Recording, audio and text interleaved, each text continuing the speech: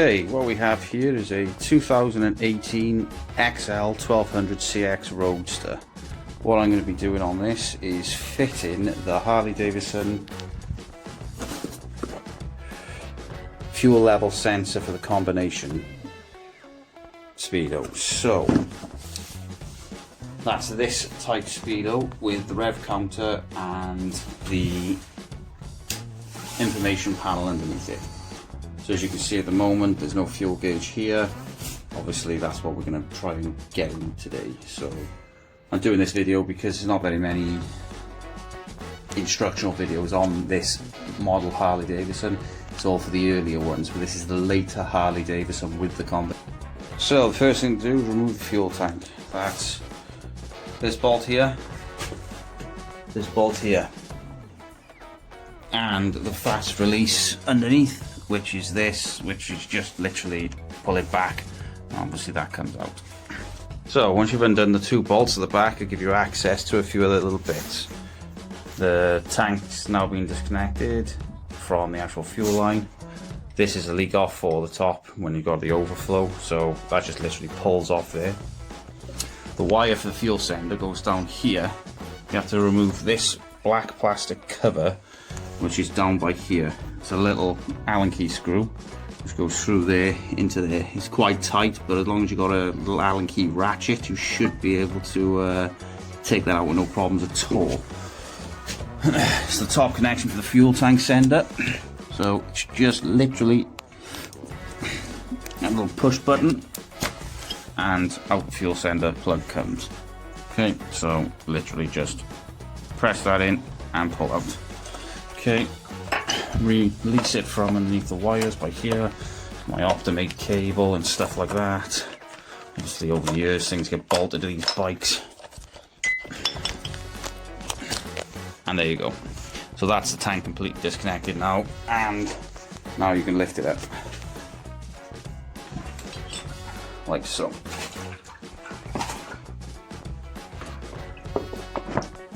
Okay, now I've got the tank upside down on top of a safe surface where it's not going to scratch. I'm going to remove these 5 Torx. So I was told how hard these are to actually remove from the tank, and I thought to myself, having been a mechanic for as many years as I have, I thought, no, it can't be that bad. They are really tight, to be fair. This gap is really small compared to what you've got to take out of there. These cable ties really are the things that cause it to jam, and the original low-level fuel sensor is also what causes the issue. What I found was, as I pulled it out, you've got to lift the back end of it up. You've got to lift the back end of it up, so this side is pointing up, and then as you bring it up, sort of twist it to get this angled bit out, and it will come out. But yeah, they are tight. One thing I will say with this, make sure you do it in a ventilated area, because yeah, it can get a little bit close in a small garage. So the kit consists of a new gasket and cable ties, a set of instructions which I see it on the internet, not very good. They're informative, but you do have to work this out for yourself using YouTube videos, which is why I'm making this video now, so it gives you a comprehensive guide to how to exactly fit one of these. The actual level sensor itself, the plug and the resistor harness. Now this is to, we'll go into that later on, but that is what you need to get the fuel gauge to work. See, it creates resistance in the system, which then basically tells the clock to put a fuel gauge on there instead of the low fuel light.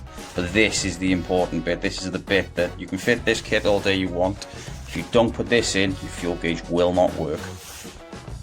A screw, that's to attach the fuel level sensor to the sender, and a jumper harness. This is actually to go inside the fuel tank with the fuel gauge. Level sensor itself connects to there and to the original pump. So the first thing you do, you have to remove this center sensor, which this moves up and down, and that is your low level fuel sensor. Depending on where you want to keep it or not, you intend to put this back in, so you can snip this little nipple off at the end here, or try and get that washer off in order to stop it, basically. Well, if you want to keep it, you've got to try and get that off without damaging it. To be honest with you, I think this is going to break trying to take it off. It doesn't look that well. I managed to get it out without destroying it. So if you just literally lever it up slightly, get a small screwdriver in between it, wiggle it a little bit, it'll actually move the washer a bit. You can destroy the washer because you're not going to need that. So, but if you ever need to put this sensor back in, I can't see why you'd want to, but it's there just in case you do. So yeah, just lever it and then just pull the little washer off with a pair of very small pliers. I've got these very small ones here, which are quite good for delicate work. So the main reason for this little jumper cable we got here is because of the height of the fuel sender, or fuel level sender. It's got to go over the top. So this plugs into there, then folds over the top and plugs into the top of the fuel level sender once you've got that. So to start with, you have to cut all these little cable ties off. So all the cable ties holding all the wiring and everything together. So in order to get to this stage, what I've had to do is unplug the top of the fuel sender, twist round the fuel filter. You have to get a gap in between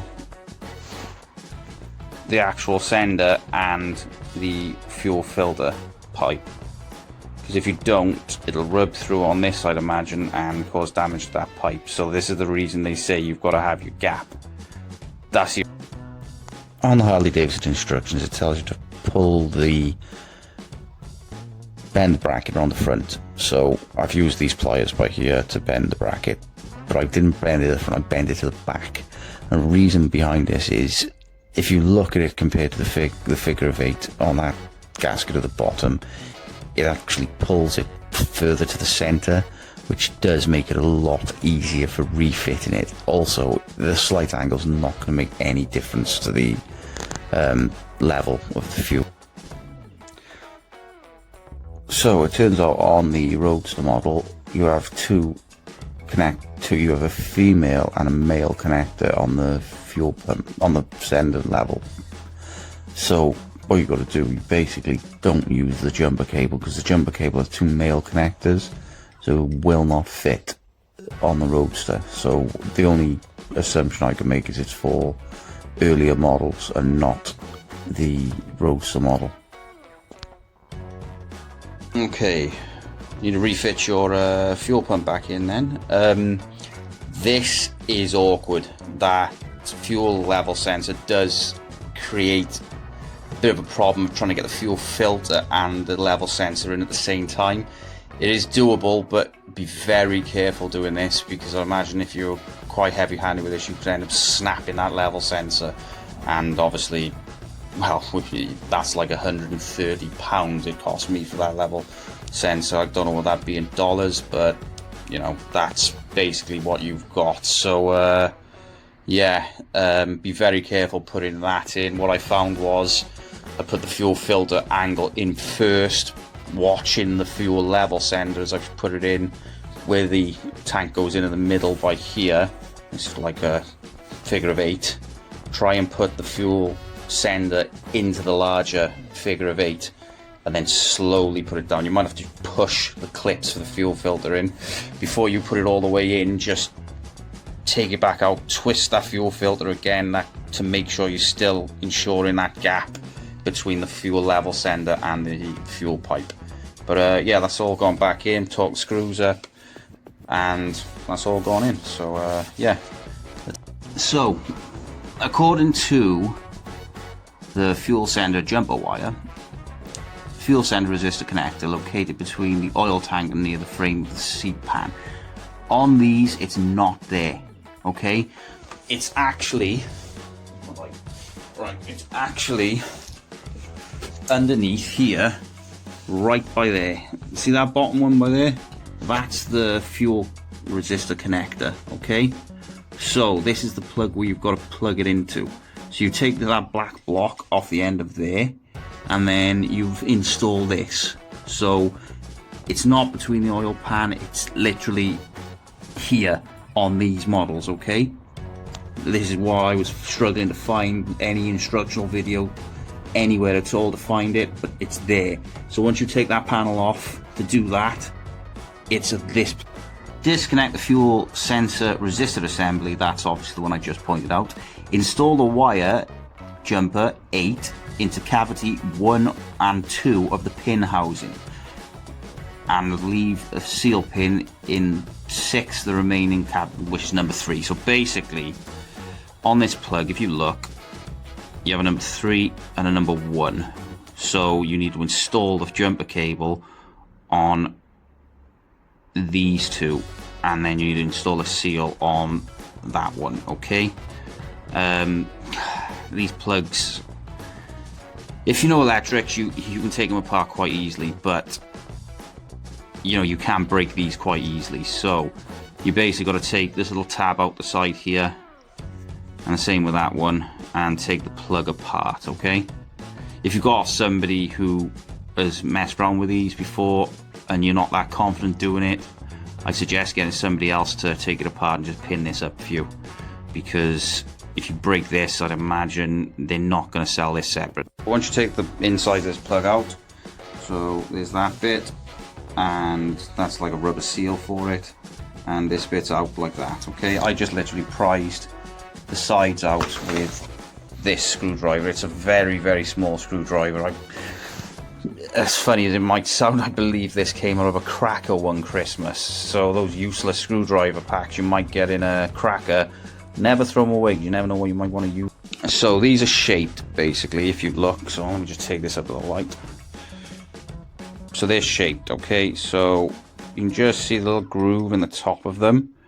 That is how that cable goes in and clips in. On the actual jumper cable, there's a clip. Okay, so you want to make sure you thread it through that rubber bit and the end plastic, push it through in there till you hear a nice click, and then that's in place. Okay, so always bear that in mind. You need to get them to click in place, because when you push it on the resistor, it'll push the pins. So that's the little sealing one installed. As you can see, that little bump has gone to the top and corresponding with that. And when I done that, it was a nice little click to show it's in place, and that's not going anywhere. That literally leaves you the 2 remaining. So as long as you put that in first in number 3, you can't really make a mistake. This is how you want to set this up so you don't make a mistake. So thread it through these 2 bits first. Make sure you've got this. This corresponds with a tab on the end of the plug. So see that little gap over there? That corresponds with this little gap by there. Okay, so you should, when you click it together, all goes in together like that. Okay, so when it's all together, this is what you should have. You got your 2 pins in there, your blank one by there, in between 1 and 2, and then number 3 is just blank. Okay, so what we're going to do now, I'm going to take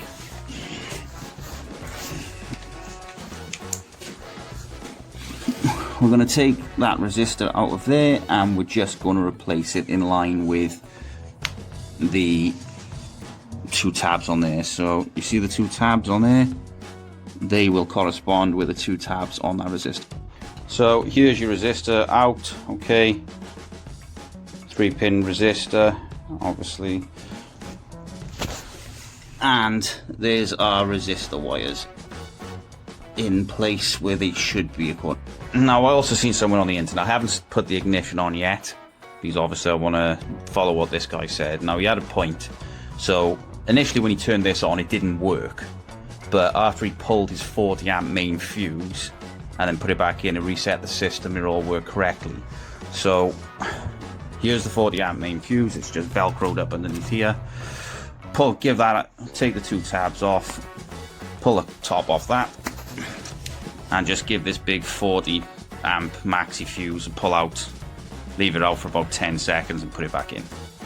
Yeah, so on the initial start, if you try to turn the ignition on without doing the setup, there will not be a fuel light. Don't be disheartened by this. The setup menu is how you tell the bike, or tell the clock, not the bike, that it's got a fuel gauge, fuel level sender fitted. So don't be disheartened by this when you first start it up.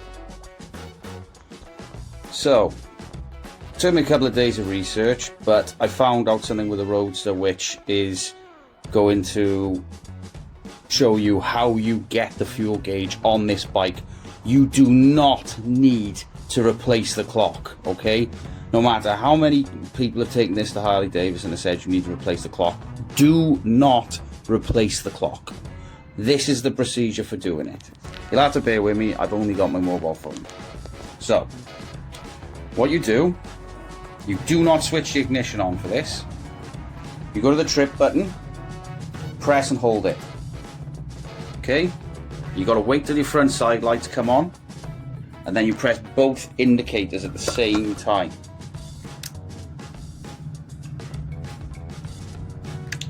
That accesses this menu. Okay, it says setup by there, and immediately the fuel gauge will appear. You cycle through, okay, using the indicators. You got your clock brightness. I don't know what this is, I haven't even messed around with it. Could have a mess around with it and have a look, I suppose. But this is the menu you want, okay? So you press and hold the indicator to change. I use the right indicator. So you press and hold to change it. You have to set up the tank, okay? You have to tell the clock what tank is fitted to the bike. It's a 3.3 gallon tank on a Roadster, so that is exactly what I've set it to. So 3.3 gallon, okay? Once you've done that, literally switch the ignition off and you will have a fuel gauge. As you can see there, fuel gauge set up, and there's half a tank in the bike. I don't know whether there's a range setting on here. No? Low range. I don't know what that means. Possibly when I fill it up and start riding, it's going to bring a range setting up, but as you can see, we now have 2 extra options on the Roadster. So problem solved. It's all to do with the setup after you fit the level sensor.